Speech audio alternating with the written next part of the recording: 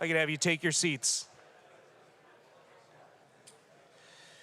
My name is Art Bakke, and I have the pleasure to introduce our next speaker. I've known John for many years and been a part of his InfraGard program for many years, have my membership card, and I highly recommend that each and every one of you who is not a part of InfraGard go over to the table over there and get signed up for you. Actionable intelligence that you get from that program is very valuable. So I'm going to introduce our next speaker, and we're going to talk about the counterintelligence threat. And this is John Bonnage. John has been a special agent with the Federal Bureau of Investigation for over 24 years and has worked on criminal, counterintelligence, counterterrorism, environmental, and white-collar crime investigations. Special Agent Bonnage is currently the InfraGard and Private Sector Coordinator for Minnesota, North Dakota, and South Dakota, and works with the FBI Minneapolis Cyber Squad. InfraGard is an alliance for national infrastructure protection that provides a secure environment for information exchange between the government and private and public sectors. So let's give a warm round of applause, North Dakota round of applause for John Bonnage.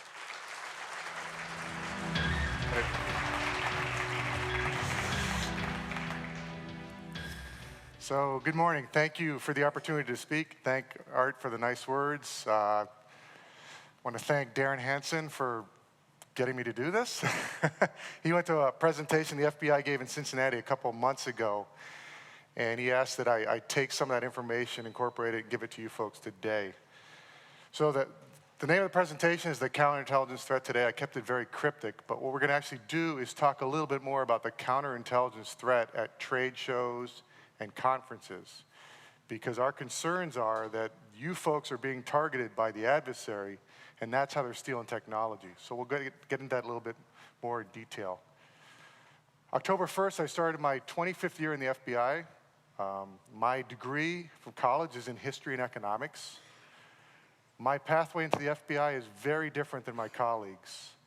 I actually grew up in India and Nigeria as a kid, and my dad built scientific research centers in Ibadan, Nigeria, and Hyderabad, India. So I grew up an international lifestyle. I came back to the United States, went to college in New York City at Fordham University, and then I went over to Japan. I taught English in Japan for something called the JET program, Japan Exchange and Teaching Program.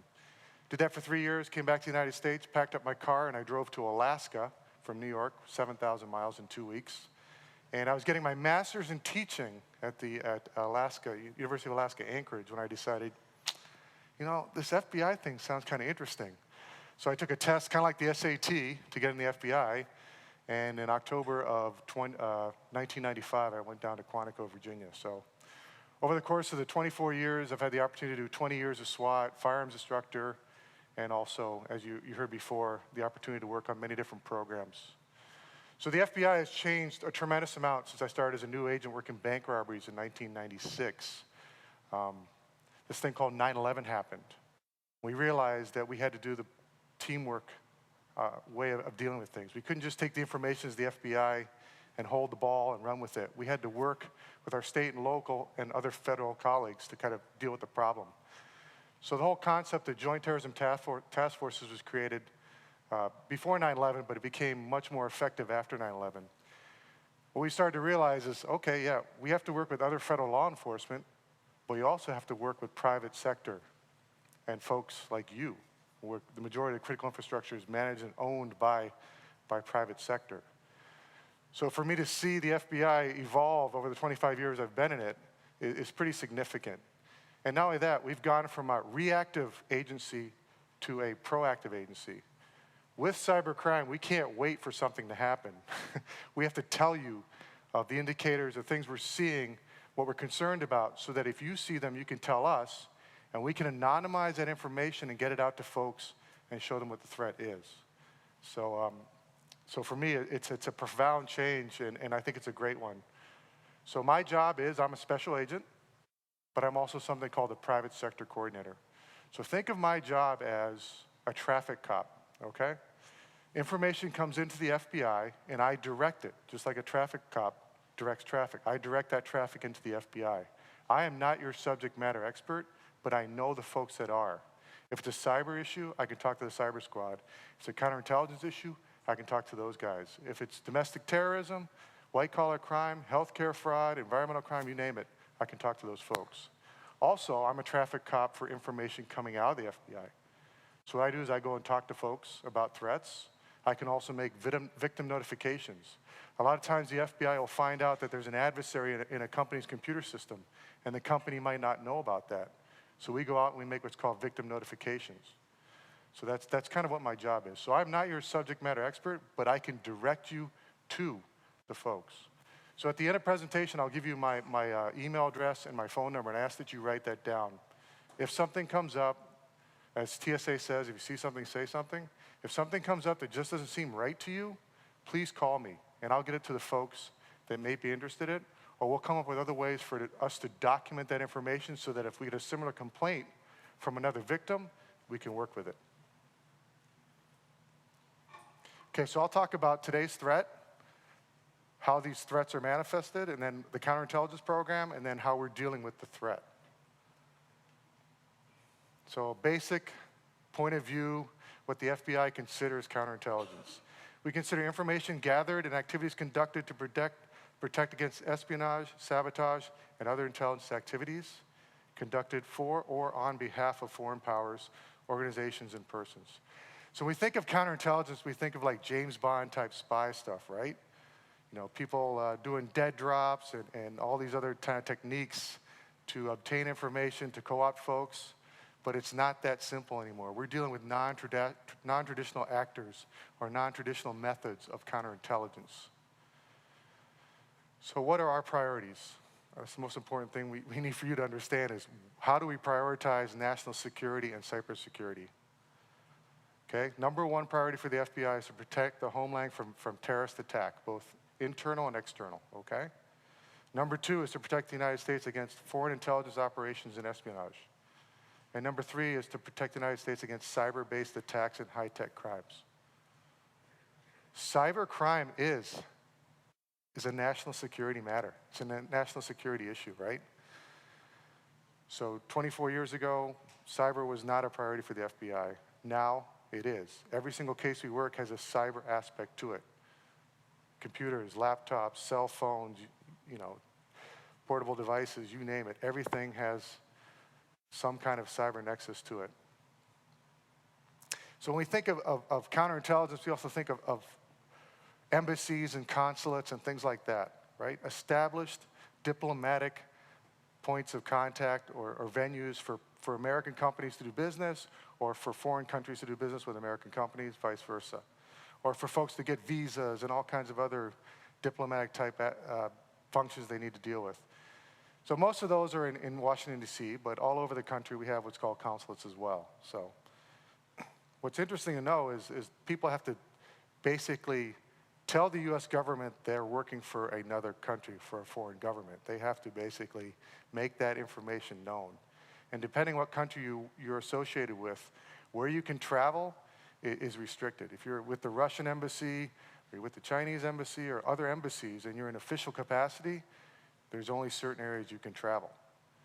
Now, that causes problems for intelligence services. They need to obtain information in maybe places like North Dakota, South Dakota. They don't have an embassy, they don't have a consulate, they can't necessarily get here. They're gonna have to use other means to try to acquire that technology or to make those connections.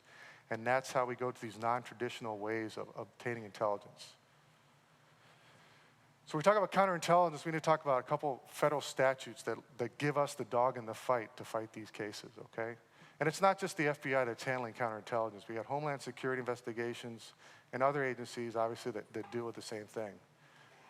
One of the big things we deal with is espionage, basically theft of information that affects national security, okay? Another one is counterproliferation, okay? We deal with what's called ITAR. We don't want countries like North Korea and Iran and Russia and China getting military information, military technology that they can use against us. So we have something called ITAR, International Traffic in Arms, and then we have IEEPA, International Emergency Economics Power Act. And that's something that the President of the United States can enact whenever he feels that there's a threat to national security. And then our bread and butter, I would say right now, is economic espionage. Every single FBI field office in the United States is working economic espionage. And every single one of those is working economic espionage that involves Chinese entities associated with either the Chinese government or Chinese companies, okay? July of 2018, the director of the FBI was in Aspen, Colorado, and he said, we should be talking about China. We should be talking about the China threat. And if some of your folks were here last year, that's what I did at my presentation last year. I talked about the Chinese threat to critical infrastructure. And we talked about something called the 5-year plan and the 1,000 Talents program. Folks, remember that? How many people heard that presentation last year? Okay. So we're going to dig a little bit deeper here and go into just the counterintelligence and how they're doing that in a non-traditional way. So back to espionage. Transmission of national defense information to a foreign nation or agent of that country or with the intent to harm U.S. or aid that foreign nation, okay? So that can be an American citizen, that can be a citizen of any other country, as long as they're trying to take information that affects our national defense. Economic espionage. Whoever knowingly performs targeting or acquisition of trade secrets to knowingly benefit a foreign government, foreign instrumentality, or a foreign agent. So it's not necessarily a spy working for the Chinese, but it's somebody that eventually gets that information to the government of China or a company in China that has strong Chinese ties. So, how do they do this? Foreign competitors operate on 3 categories to create elaborate networks of spies, okay? They aggressively target present and former nationals of countries. So they're going to go after somebody that may be living here in the United States that's from China and cause some significant problems for them or their family if they don't work with the Chinese government or that Chinese entity. And they'll target those folks that are working at companies or research institutions that they're looking to obtain information from. They can recruit and perform technical operations that include bribery, discreet theft, dumpster diving, and wiretapping. Okay, dumpster diving is the bread and butter of many FBI counterintelligence cases. We wait till somebody throws their garbage away and then we dumpster dive. Trust me, I've talked to many garbage companies. I'm like, okay guys, before you actually dump that, can I actually take a look what's in there? And you get to know people pretty well when you find out what's in their garbage. It's very interesting. They also establish seemingly innocent business relationships between foreign companies and U.S. industries to gather economic intelligence, including classified information. I think that's a really important one because it lets your guard down.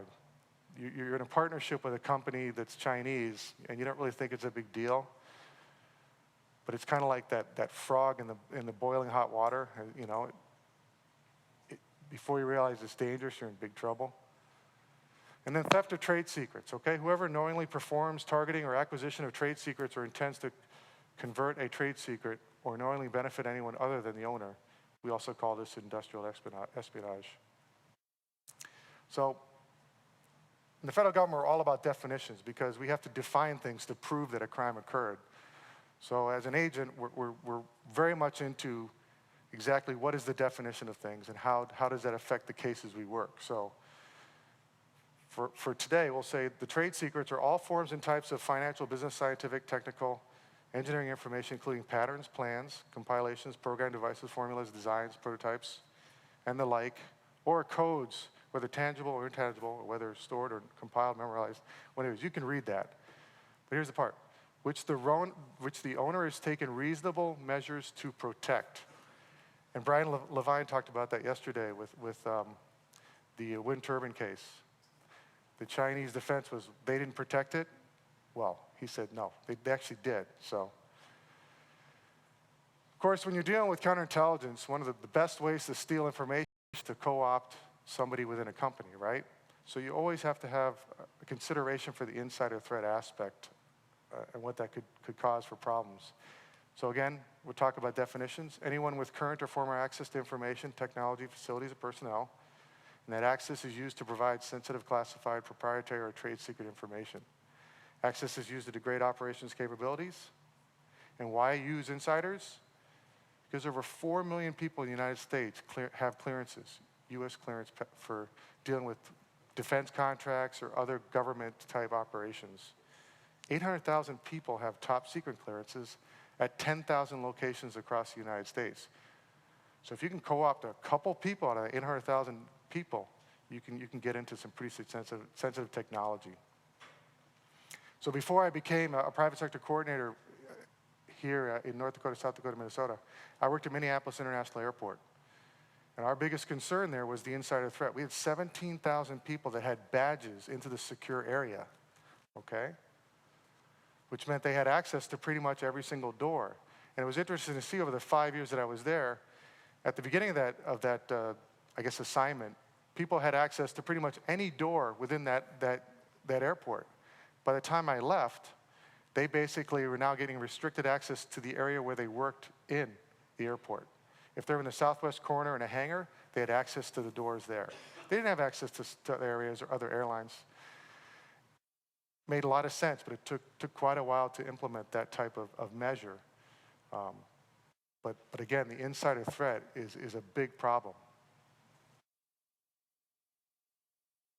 So at the beginning of this presentation, I talked about your traditional counterintelligence type of operations and how that has completely changed. And the Chinese have been pretty good at changing this way of doing things. Through the 1,000 talent programs, through the 5-year plans, it really has changed how we have to approach that problem. So when we think of a threat vector, a way that we can get compromised, a way that our technology, or the technology that you've created, your intellectual property, your secret sauce, can get compromised, these are pretty much the 5 or 6 ways that are of concern to us. Foreign travel, okay? You or your company go overseas, and you go to a country, and you leave your laptop in your hotel room when you're out exploring or doing something, and now the bad guys, the adversaries, in most cases, places like China have access to your computers. A good friend of mine is a heart surgeon, and he's an expert in a minimally invasive heart, I guess, procedure. And he goes over to China on a regular basis to give presentations. And he and I were talking about a year or two ago, and I said, so when you go over there, do you take your laptop with all your information on it? He's like, yeah. I was like, why? He goes, what do you mean, why? I said, when you're hiking on the Great Wall of China, where do you think your computer is? He's like, in my room. And you don't think those guys, those intelligence officers, are in there stealing that information? His organization hadn't taken any time to educate him on the threat of the theft of technology to a minimally invasive heart surgery. He didn't even think of it. Because his mindset was academic, right? For the benefit of people, for the good of mankind.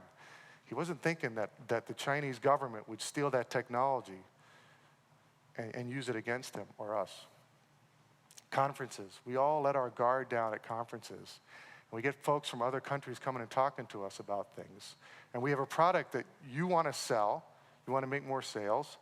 So you start talking, and some of the questions that they ask are pretty targeted. And so you might start talking about things that maybe you shouldn't be talking about, okay?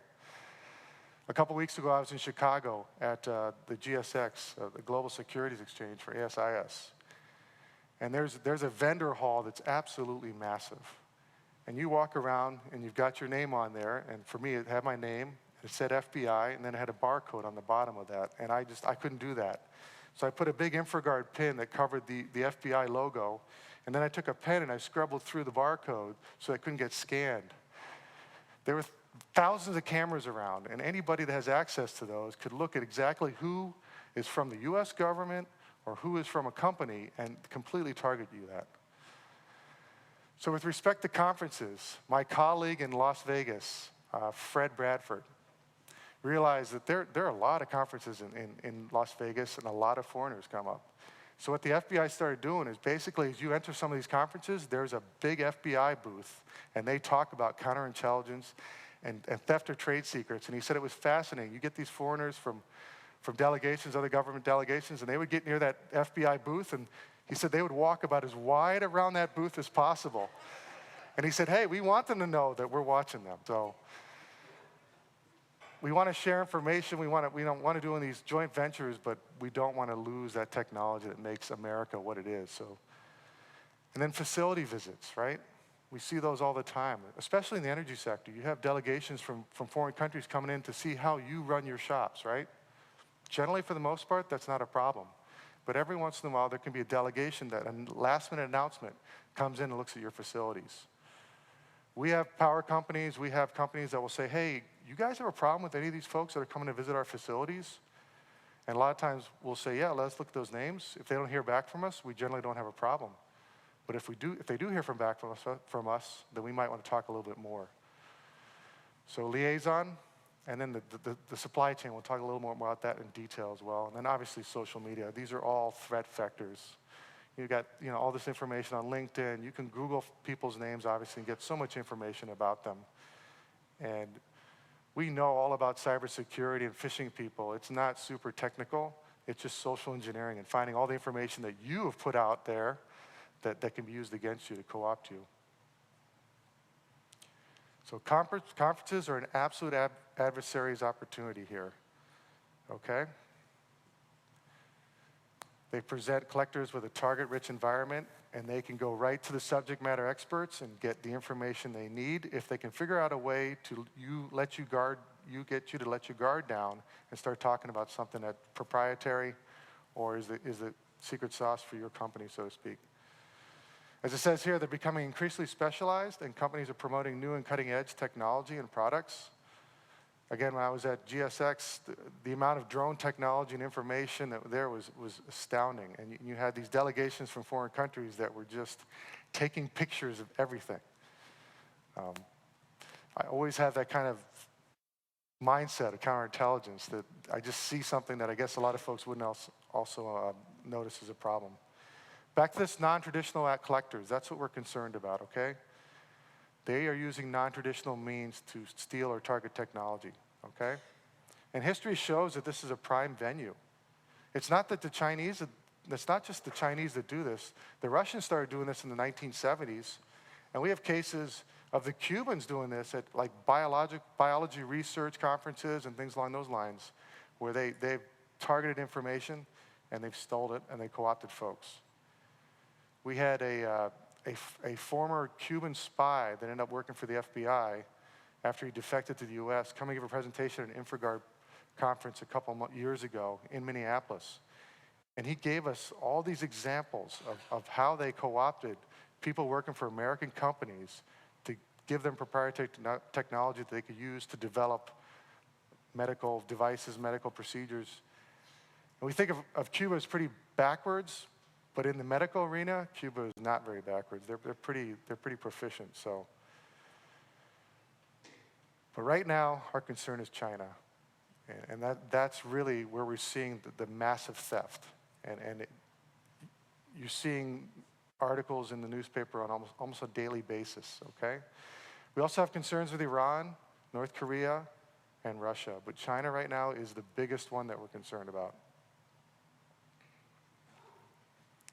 So we ask that when you go to trade shows or conferences, that you're vigilant. Remember we talked about that term yesterday? Some of the presenters, I think my colleague Ryan, talked about being vigilant, right? Where you're aware of what's going on around you and you can respond accordingly versus being paranoid where you're so afraid or concerned about something that you really can't act in an appropriate manner. When you go to trade shows and conferences in Las Vegas or Orlando or Miami or Dallas or wherever the big convention centers are, just think about it a little bit. Make sure that the folks that you work with or you work for in advance let you know what you can and cannot discuss, right? Because we think of insider threat as just an intentional act, but it's not. We can have unintentional insider threat where your employees or your company folks don't know what they should provide information on or what they can provide information on or what they can't. So they could inadvertently provide information about something that's special to your company without realizing it's a problem, okay? And then you could also have the FBI come in and talk to some of your folks, or we can send you information of some of the elicitation techniques that are used by the adversaries, by foreign governments or people associated with foreign governments. What kind of things are they doing? If you know what those are, you start seeing them, then you can contact us and tell us, oh, this person is trying to do this at a conference we were at. We really want to know about that.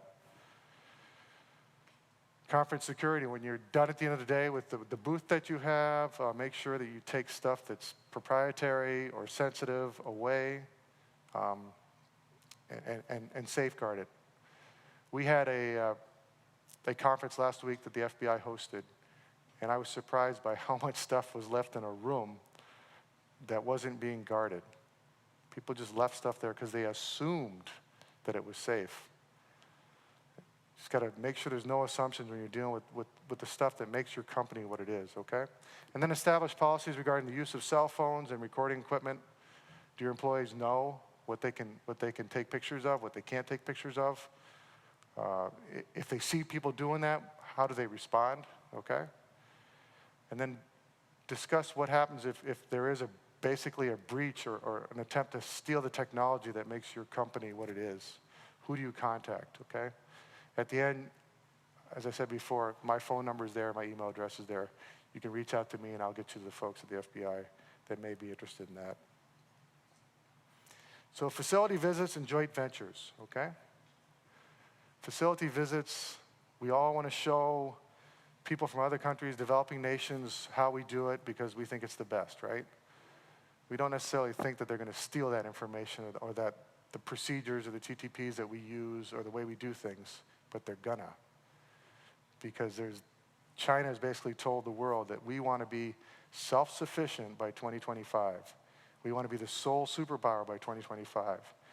And if we can steal all the technology that everybody else makes, then we can be the only superpower. Their mindset is completely different than that of us as Americans, okay? And they realize they can use the very freedoms of our society to steal the technology and the information that we have that they want. And so that's what they do. They're not going to spend time on R&D creating ships and missiles and aircraft if they could just steal that from American companies or European companies or other companies around the world, okay? So there's two types of basically ways they can do this. They can do this as a short-term facility visit. They come in, they spend a couple days at your company. They ask you how things are run. They talk about what you use, and then they leave, okay? Or they can join in a joint venture, which companies might think is a great deal because you're getting this capital input from a foreign entity that probably has a very large checkbook, so to speak, and that can help you fund some stuff that you want to do, not realizing that they're actually stealing the technology you already have as part of that joint venture, okay? These are all techniques to make you let your guard down so they can steal what you have, okay? To make you more comfortable about these relationships so they can steal with what you have. And that's what it is. They're stealing your technology.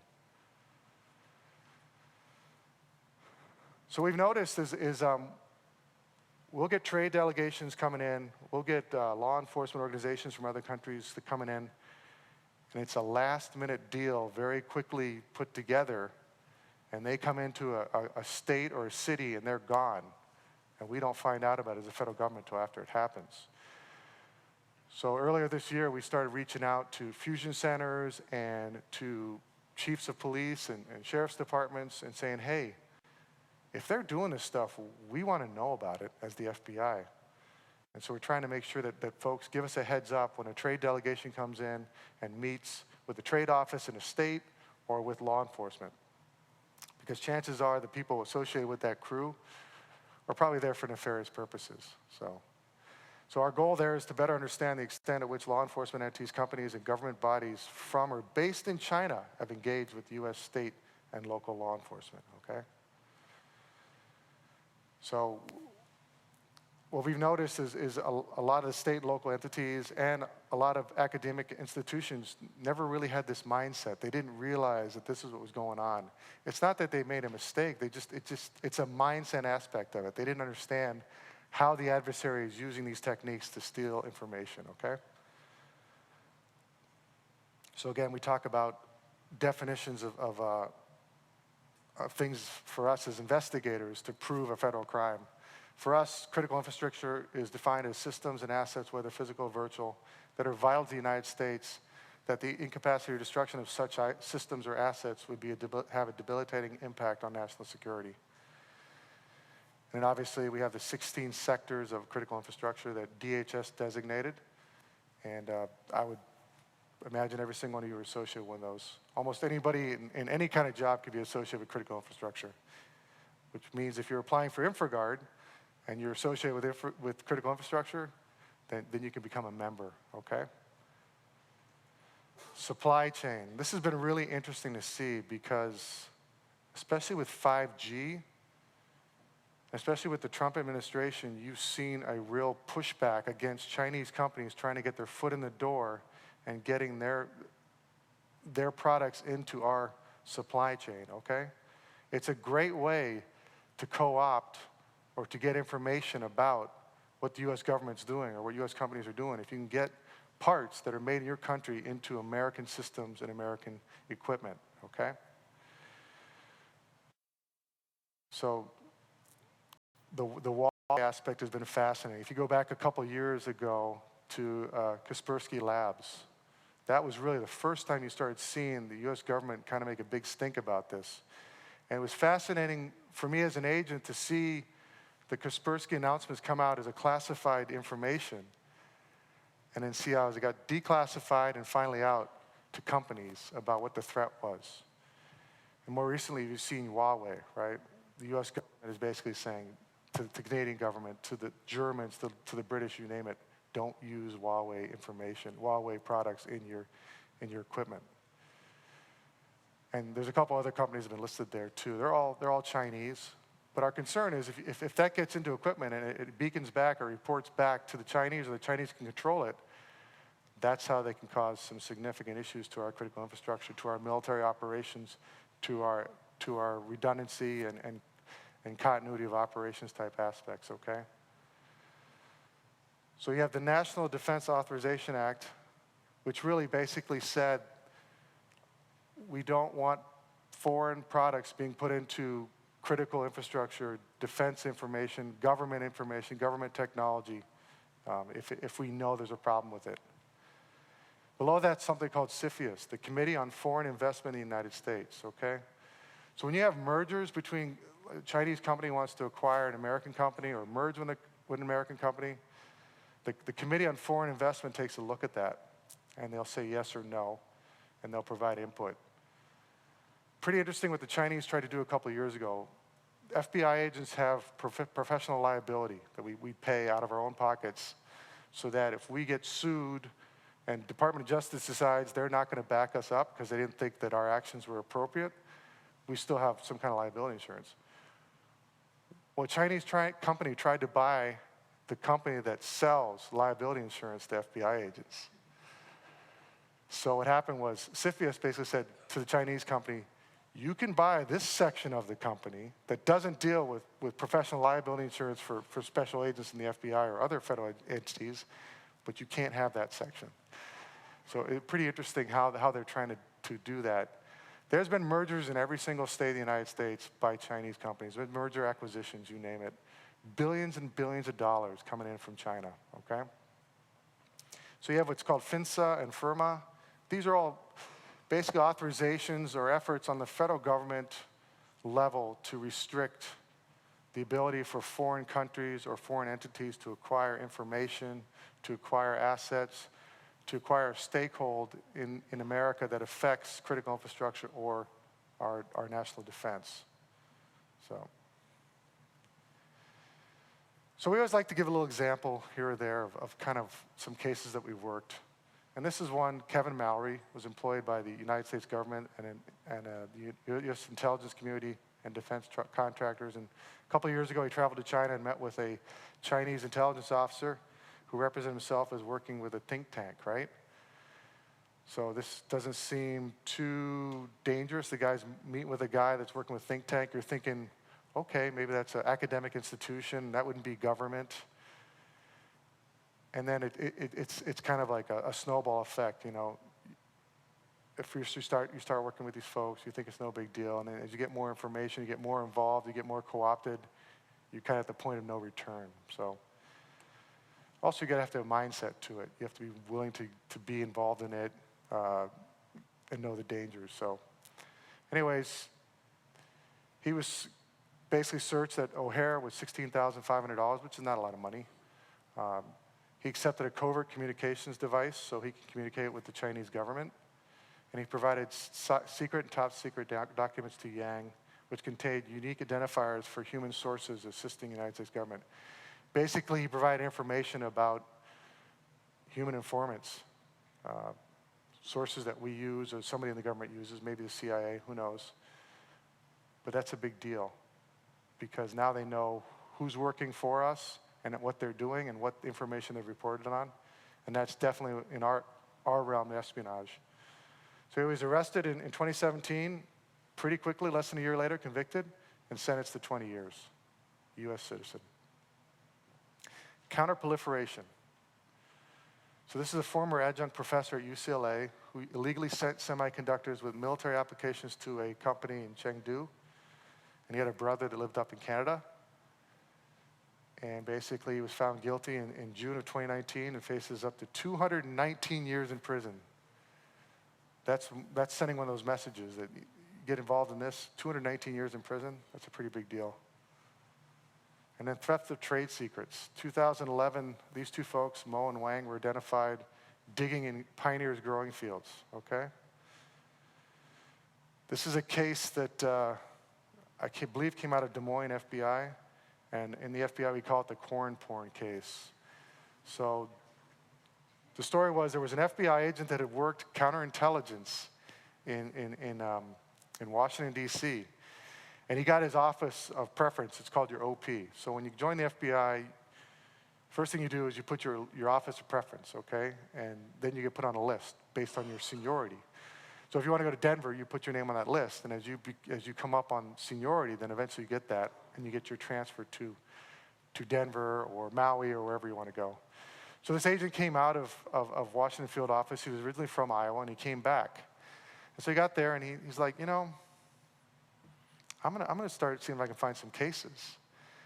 And somehow, one way or the other, he stumbled upon the fact that farmers were seeing these Chinese guys going into these crop fields, these hybrid fields where they were testing new hybrids of crops, and they were stealing the plants. And the investigation revealed they were taking them back to a farm in Illinois where they were then planting it, growing it, harvesting the seeds, putting those in popcorn boxes, and then shipping them to China. So it was a pretty cool case because the FBI basically intercepted the FedEx shipment, took all that hybrid technology seed out, put regular, you name it, corn seed in there, and then flew it back to the FedEx spot and went on to China, and they eventually were able to co-opt and arrest folks associated with it. But we're talking about billions and billions of dollars of theft here. And these are unmarked fields in Iowa. What's in those fields is worth billions of dollars potentially. And these guys figured it out. So these two folks were involved in this, and it started in 2011. And just a number of things as you can see here as well. So mitigating the threat. We can't do it without you. If you don't know what to look for, you can't tell us what you're seeing, right? And if you're not telling us what you're seeing, we can't prevent it from happening. So we're not about compromising your proprietary technology. We're about catching the bad guys.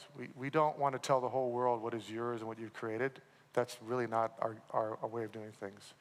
What we want to do is if you're in a particular sector and you see an adversary and you see that they're doing something, if you can contact us and give us that information, we can anonymize it and say, okay, in this healthcare sector, in this energy sector, we're seeing this particular threat. We can push that information out to folks, to your competitors, and say, hey, here's what we're seeing, without telling them who it came from. So you need to identify what is yours and what's really special. And I always think of this as, do you put everything in your house in your personal safe? No. You only put the things that are important to you in the safe, wherever it is, in the basement, the master bedroom closet, whatever it is. You only put a certain number of things that are important to you. Your companies need to do the same kind of thing. You need to protect what is yours and what's most valuable. And then we ask that you develop an engagement with the FBI, okay? I've seen a lot more companies call me up and say, hey, are you my point of contact if something happens? And I say, yep, and I am. And that's good enough for me because you've made that contact. I have your business card. And if something happens, we're already one step ahead of the game. We don't, as you've heard many, many times, we don't want to be exchanging business cards and figuring out what the connections are after the event has happened. I would say also join InfraGard, because if you contact me and you say you're an InfraGard member, my level of trust goes up significantly because, unfortunately, the majority of phone calls we get at the FBI are people that are not on their meds or they have some serious mental health issues. And I'm serious about that. Most of our calls are all about conspiracy theories and this, that, and the other thing. And if you're a duty agent on a full moon day or around a full moon day, you know it's going to be even worse. I don't know what it is, but just saying that you're an InfraGard member to me is like, okay, I can verify that this person's an InfraGard member. They've gone through a little bit of a background investigation where we know that they're worthy of receiving not classified information, but information we wouldn't give to the general public. So that's a great way to engage with the FBI, is to become an InfraGard member. And then you could also ask us to come out and talk to your folks. I'd say a couple times a month I go out to trade associations, to business development groups, to banks, to defense contractors, and talk about the threats. And then protect those assets. Make it difficult to steal, okay? Strengthen cybersecurity. Screen new hires. Keep an eye on people that are visiting your facilities. To me, these are common sense things, but we still need to write them down here. So, how to protect your agency. Again, engage with the FBI. Train employees on security policies and protocols. Do your employees know what they can and cannot do? Do they? Like, I know in the FBI what I can and cannot do. It's very clear. I sign a document. I know certain parts of the office, I can't bring in a Bluetooth-compatible device. It's just not going to happen. I know exactly what I can and cannot do. And if I don't, there's an open policy door. I can go in and talk to our security guy and say, hey, is this okay? Is this not okay? Know who you're hiring. That's a lot easier to do due diligence now with just a simple Google search than there was in the past. There's all kinds of services out there that you can ask to do background investigations, okay? I think this is really, really important. Encourage easy, non-threatening ways for employees to report suspicious behavior. I think it's really important to create like an open door policy of your security department. Because if people are scared to go talk to security, then they're not going to report things, okay?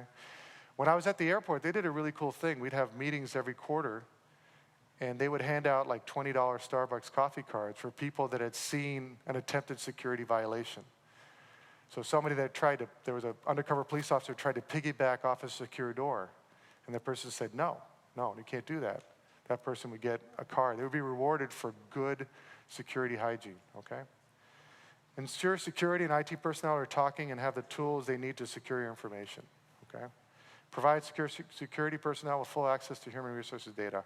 And we're seeing this more, that the HR folks are working closer with the security folks, and you get this team approach when you're dealing with new employees, firing of employees, you name it.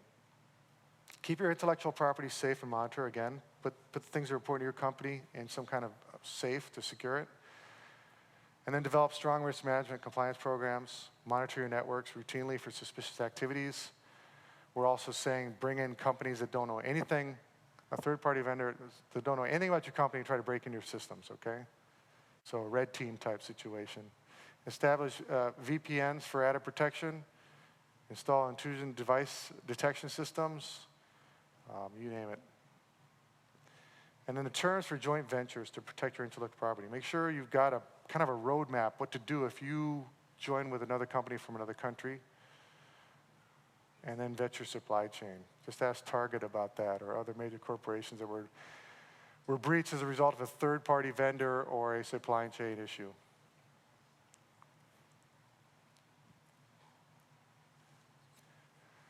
So the FBI's come out with a couple movies. One's called The Company Man.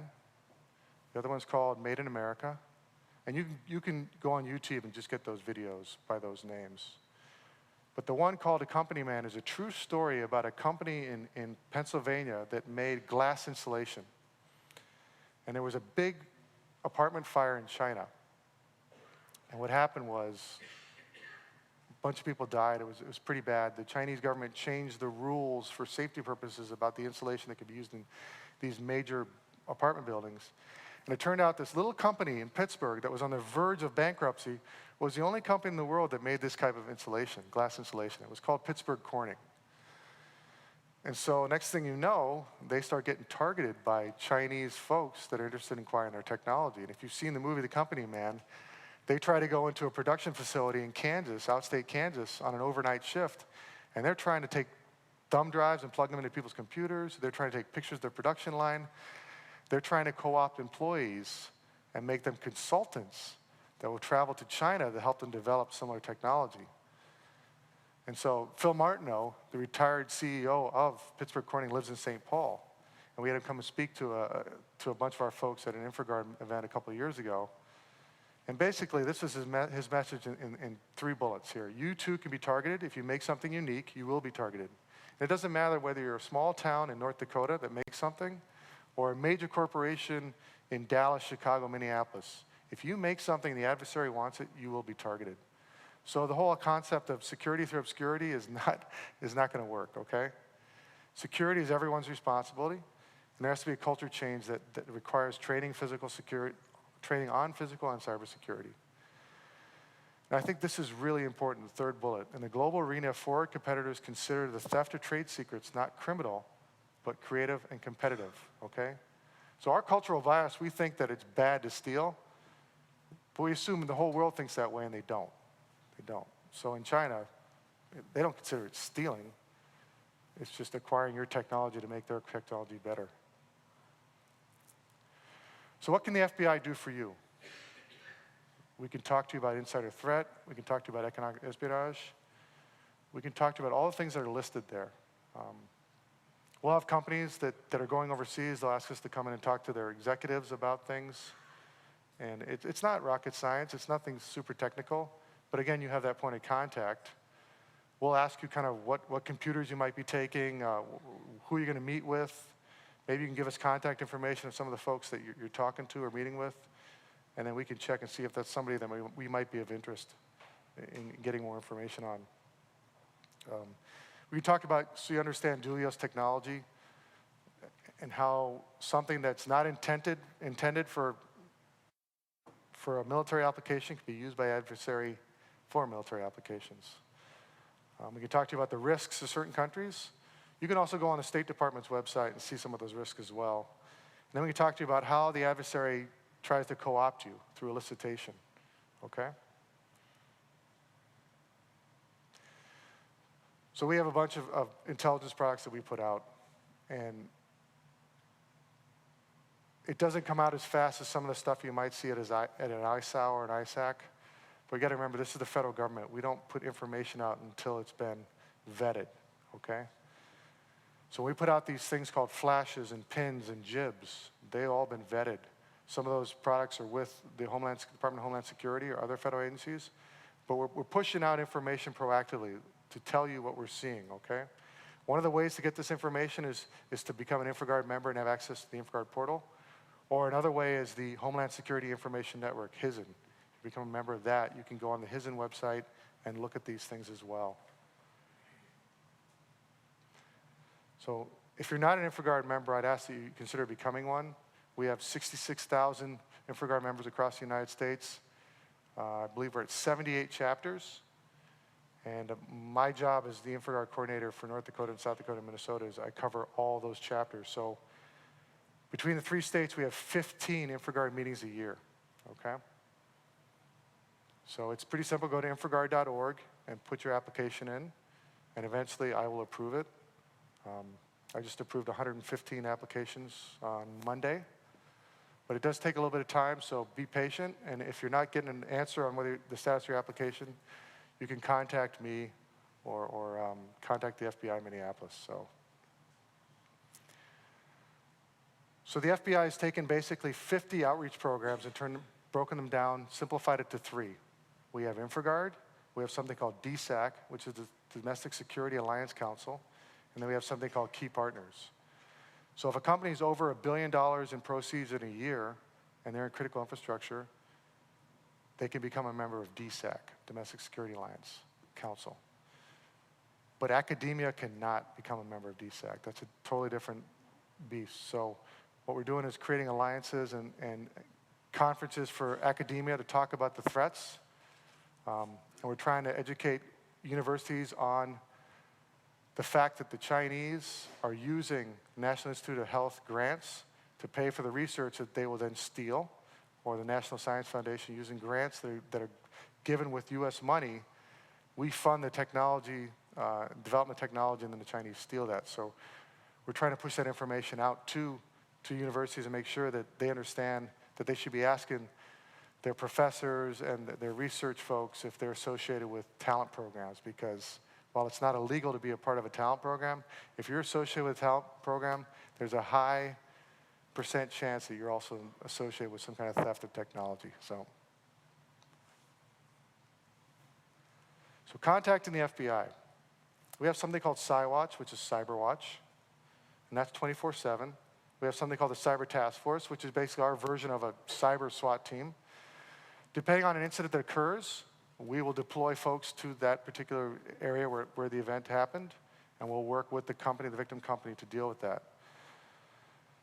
So in the cybercrime arena, the priority for the FBI are nation states, okay? North Korea, China, Iran, Russia, because they pose the biggest threat to our critical infrastructure and our way of being. We will work Nigerian scams, we will work business email compromises, we will work other things that are more criminal nature, but again, it's the nation state that we're concerned about. And then on the far right, you have something called the Internet Crime Complaint Center. If you see internet crime, you can send a report to ic3.gov, okay? You just go to that website, you put in the report, and what happens is that gets sent to the FBI, and then we try to figure out if there's other victims associated with the same complaint, the same players that you reported, okay? And it allows us to deal with, we get thousands of complaints for internet crime on a daily basis. So if you need to report internet crime, go to IC3, put it in. Eventually, if it's a business email compromise, it goes almost immediately to the field office where it occurred, and then we start working it. Or if it's a Nigerian scam and they figure out it's something out of Sacramento or it's out of Lagos, they can start working it that way. So, and then this is my contact information, okay? That's my phone number, that's my cell phone, 24 hours a day. That's my email address, 24 hours a day. Unless I'm in the canyon lands or the boundary waters where there's no cell phone coverage, I'll get back to you pretty quick. But if you have a question about whether the FBI should be involved in something or whether there's something we would like to know more about, contact me. Again, I'm not the subject matter expert, but I can get you to the folks that are the subject matter experts. If it's Stephanie on cyber, if it's Brent on counterintelligence, you name it, I can get you to those folks. And just so you know, we have a smaller office here in Bismarck. We have one in Minot, Fargo, Williston, and then we have 5 in South Dakota and 4 small offices in Minnesota. So between that, we can get somebody involved to come out and talk to you directly. We're all trained the same way as special agents. Although we have different expertise, we can always find somebody. And if it's a big enough cyber situation or if it's a big enough counterintelligence situation, we can pull folks from all over the country to come in and work those cases. So does anybody have any questions? I'll be here this afternoon to talk to you if you have any questions. I've got business cards if you want one. I appreciate what you do and the fact that you give us a little time to talk about what we do. And this really is a team effort.